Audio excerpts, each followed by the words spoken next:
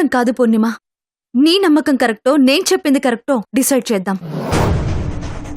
అన్నిటికీ మించి వాడి నిజస్వరూపం ఏంటో ఈ రోజే తేల్చేద్దాం. ఎలా అక్క?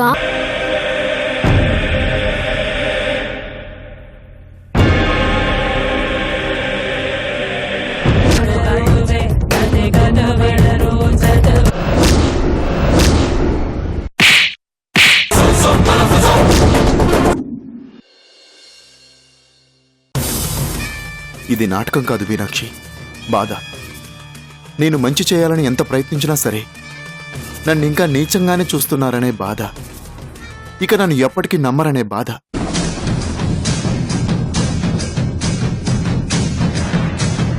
అందుకే నేను మారిపోయానని నిరూపించుకోవడం నా వల్ల కాని పనని చచ్చిపోవడం నయం అనుకుంటున్నాను. చాలు.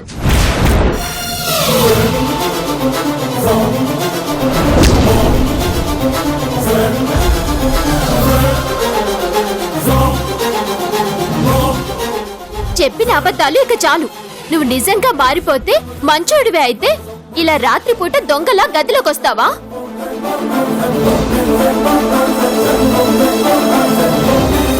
నీ క్యారెక్టర్ ఏంటో కళ్ళారా చూశాక కూడా నువ్వు చెప్పే అబద్ధాల్ని నమ్మటానికి మేమేమైనా పిచ్చోళ్ళలా కనిపిస్తున్నామా?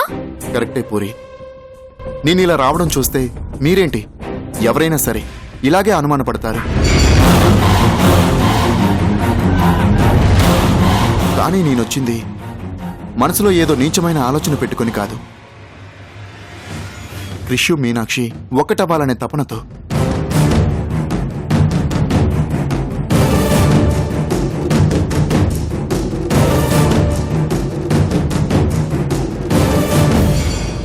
ఉదయం ఒక సాధువు దగ్గరికి వెళ్ళి క్రిషు మీనాక్షి కలిసిపోవడానికి ఏదైనా మార్గం ఉంటే చెప్పమని అడిగాను.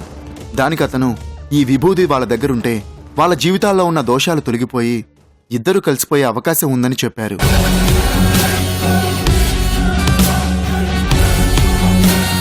కానీ మీనాక్షి మీద కోపంతో ఉన్న క్రిష్ ఈ విషయం చెప్తే ఒప్పుకోడు. అలాగే నా మీద కోపంతో ఉన్న మీనాక్షి ఈ విషయం చెప్తే అస్సలు నమ్మదు. ఇందులో కూడా ఏదో కుట్రుందని ఆలోచిస్తుందే తప్ప మంచి ఉంటుందేమో అని పొరపాటున కూడా ఆలోచించదు.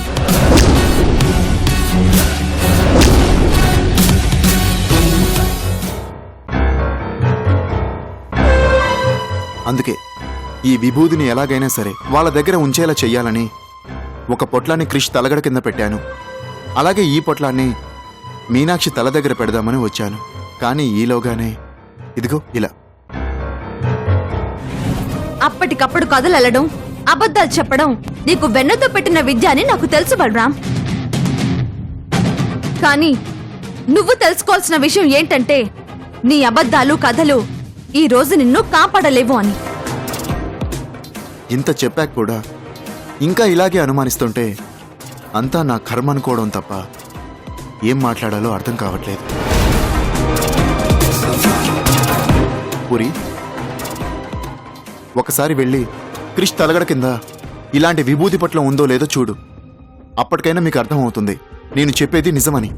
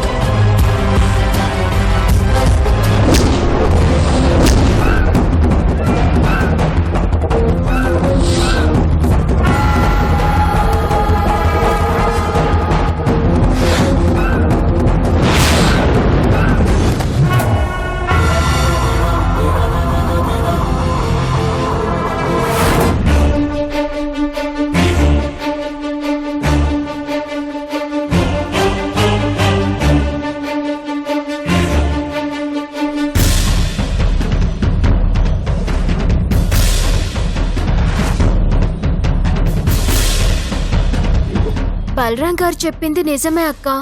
బావగారి తలగడ కింద ఈ విభూతి పొట్ల ఉంది. చూడు మీనాక్షి, క్రిషు నువ్వు ఒకటవ్వాలి. ఎలాగైనా సరే మిమ్మల్ని కలపాలనే ఆలోచన తప్ప నా మనసులో ఎలాంటి తప్పుడు ఆలోచన లేదని ఇప్పటికైనా అర్థం చేసుకో మీనాక్షి, ప్లీజ్. అర్థమవుతుంది బలరాం, చాలా ప్రీ ప్లాన్డ్ గా ఉన్నావని ఈ విభూది పొట్లాలు చూశాక చాలా క్లియర్ గా అర్థమవుతుంది. ఆయన నొప్పించి ఇక్కడికి తీసుకురావడం దగ్గర నుంచి ఇలా కనెక్టెడ్ రూమ్స్ తీసుకోవడం వరకు ఏదో ప్లాన్ తోనే చేశావని ఇప్పటిదాకా ఒక డౌట్ తో మాత్రమే ఉన్నాను. ఆ ప్లాన్ ఏంటన్నది ఇప్పుడు అర్థమైంది. అవునవును, ఇదంతా బానే ఉంది కానీ అసలు విషయం మర్చిపోయాను. నిజంగా అక్కా బావల మధ్య గొడవలు పోవాలని కోరుకునేవాడివే అయితే వాళ్ళిద్దరినీ ఒకే చోట ఉంచి వాళ్ళ మనసుల్లో ఉన్న అపార్థాలు తొలగిపోయేలా మాట్లాడుకోమని చెప్పాలి.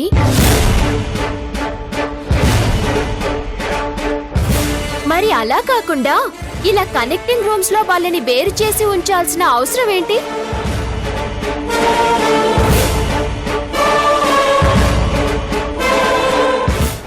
ఆ క్షణంలో వాడిని ఒప్పించడానికి నాకింతకంటే మరో మార్గం కనిపించలేదు.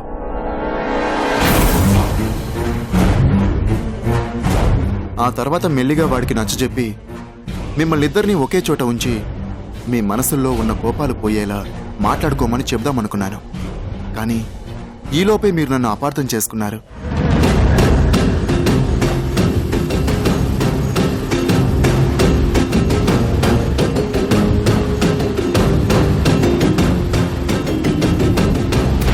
ఏంటి, ఇంకా నమ్మట్లేదా?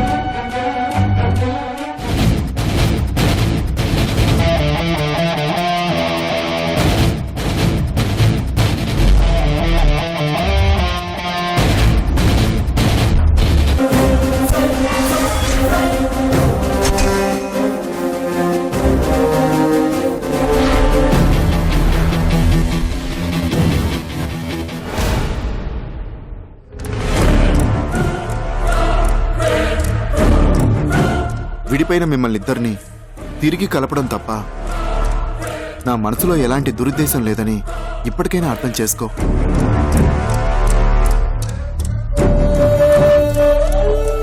చూడు, నేను మారిపోయానని నమ్మకపోయినా పర్వాలేదు, కానీ ఇంకా పాత బలరాంలాగే ఉన్నానని దయచేసి అనుమానించకు ప్లీజ్.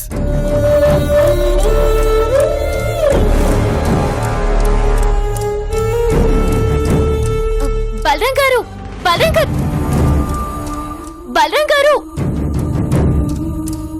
బలరాం గారు, బలరాం గారు, ఎక్కడికి వెళ్తున్నారు? నేను వెళ్ళి ఎక్కడో చోట పడుకుంటాను, నువ్విక్కడ పడుకో. ఎక్కడో ఒక చోట పడుకోవడం ఏంటి? ఇప్పటికే నన్ను ఒక పెద్ద సైజు నీచులా చూస్తున్నారు. ఇంకా ఇక్కడే ఉన్నాననుకో, ఆ నిందని మోయలేక చచ్చిపోవాలి. అది కాదండి. ఏం పర్లేదు పూరి, నువ్వు పడుకో. బలరాం గారు,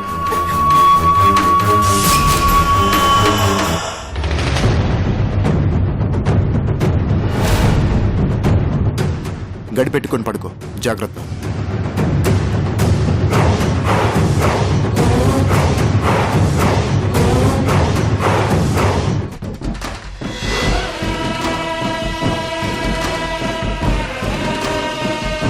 మందు తాగిన టెంప్టేషన్లో ఎంత పెద్ద పొరపాటు చేశానో.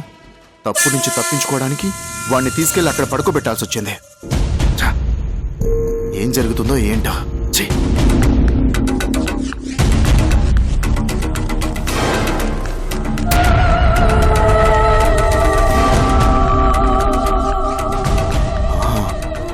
మందెక్కిపోయి మనుడు ఆల్మోస్ట్ కోమాలో ఉన్నాడు. తెల్లారేదాకా చచ్చినా మెలకువ రాదు. టెన్షన్ పడాల్సిన అవసరం లేదు. అమ్మయ్యా,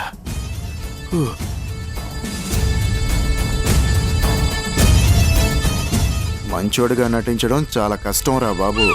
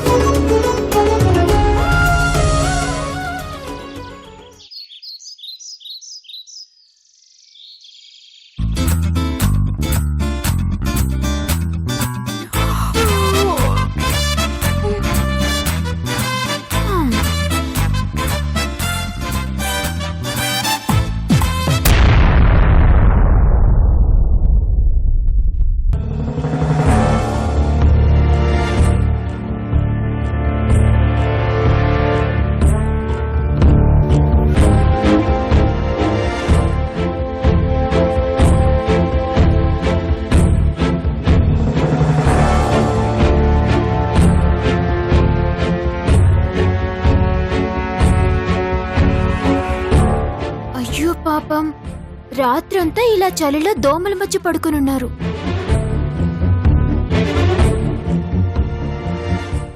గతంలో అక్క విషయంలో ఇతను చేసిన తప్పుల వల్ల అక్క ఇతన్ని క్షమించలేకపోతుంది. మారాడు అని అంటే నమ్మలేకపోతుంది. మరి అక్క అనుకున్నట్టు ఇతను మారకపోతే మరి ఇలాంటి బాధలు ఎందుకు భరిస్తాడు?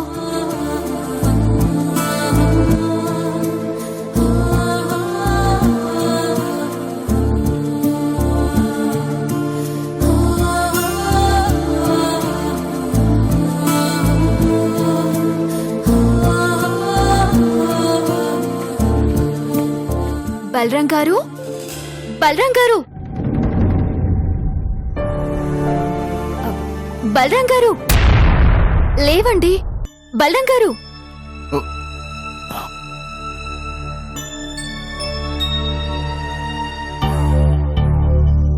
ఏంటండి బలరాం గారు ఇది? రాత్రి అలా కోపంతో వచ్చి ఇక్కడ పడుకోవడం ఏంటండి? ఏం చక్క ఏదైనా రూమ్ తీసుకొని పడుకోవచ్చు కదా.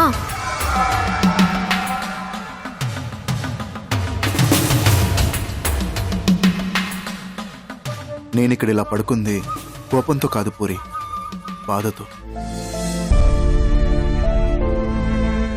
నేను మారిపోయానని ఎలా చెప్పాలో ఎలా నమ్మించాలో అర్థం కావట్లేదు. వాళ్ళిద్దరి మధ్య ఉన్న ద్వేషం తొలగిపోయి వాళ్ళిద్దరు ఒక్కటి కావాలని మనస్ఫూర్తిగా కోరుకుంటున్నాను.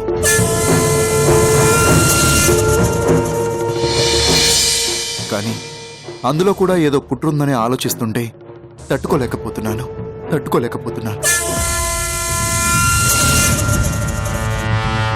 అయినా మంచోడు చెడ్డవాడిగా మారాడనంటే నమ్ముతారే తప్ప ఒక రాక్షసుడు మనిషిలా మారాడంటే అంత తేలిగ్గా ఎవ్వరూ నమ్మరు కదా.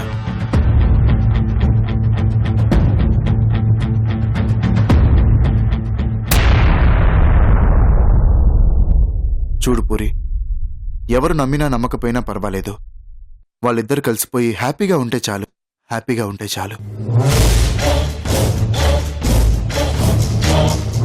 నైట్ కృష్ణను మీనాక్షి రూంలో వదిలొచ్చాను. ఇంతకీ వాడు ఇక్కడికి వచ్చాడో లేదో.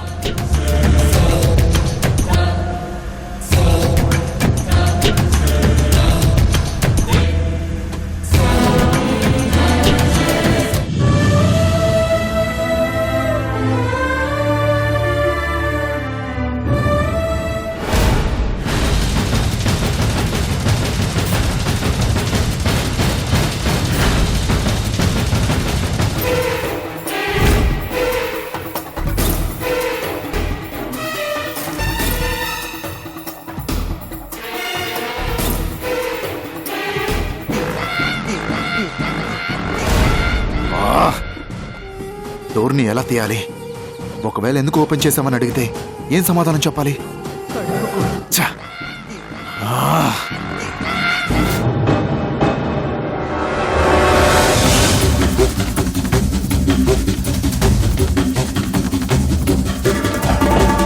అబ్బా, ఏం వినపడి చావట్లేదే. అసలు అక్కడ పరిస్థితి ఎలా ఉందో ఏంటో అస్సలు అర్థం కావట్లేదు. ఛ!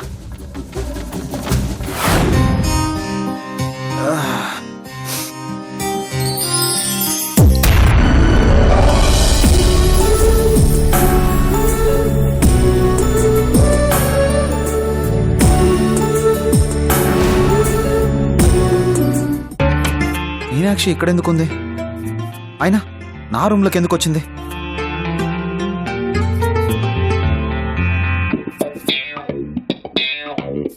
ఓ మై గాడ్, ఇది నా రూమ్ కాదు, మీనాక్షి రూమ్. మరి నేను మీనాక్షి రూమ్లో ఉన్నానంటే అసలు ఎక్కడికి ఎలా వచ్చాను?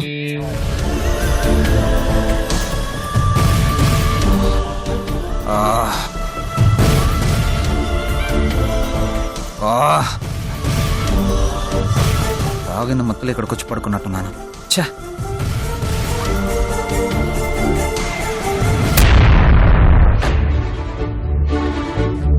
నా వల్ల తన చైర్లో పడుకుంది. మందు ఎక్కువైతే చాలు ఎలా ప్రవర్తిస్తానో నాకే తెలీదు.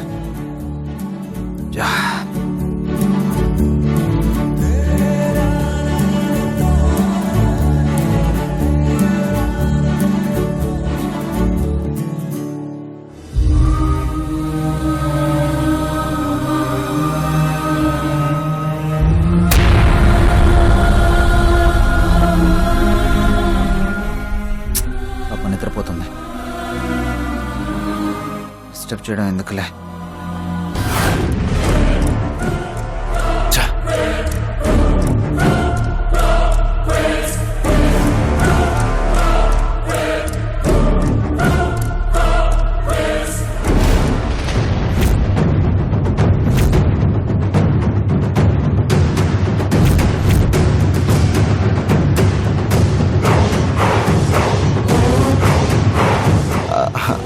అంటే అదే బ్రో, నిన్ను నిద్రలేపుదామని వస్తున్నాను. సర్లే కానీ నేను ఈ రూమ్లోకి వెళ్ళా. అదే బ్రో, రాత్రి కొంచెం మంది ఎక్కువై. సరే సరే సరే, అర్థమైందిలే. క్లియర్గా చెప్పాల్సిన అవసరం లేదు.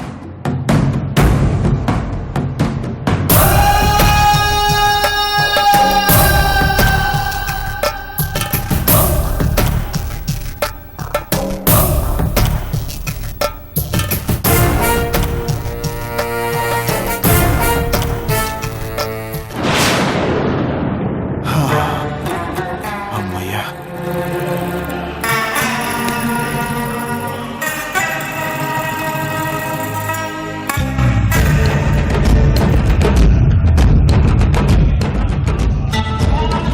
ఇక్కడ ఎవరు ఏమిటి అన్నది నాకు బాగా తెలుసు. యాక్చువల్గా మీరు చేసిన చీటింగ్ కి పోలీస్ కంప్లైంట్ ఇవ్వాలి.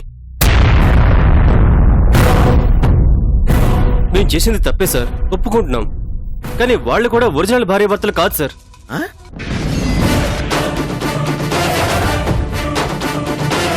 ఈ ప్రాజెక్ట్ కోసం అలా నటించారు. మరి వాళ్ళని ఎలా సెలెక్ట్ చేస్తారు సార్?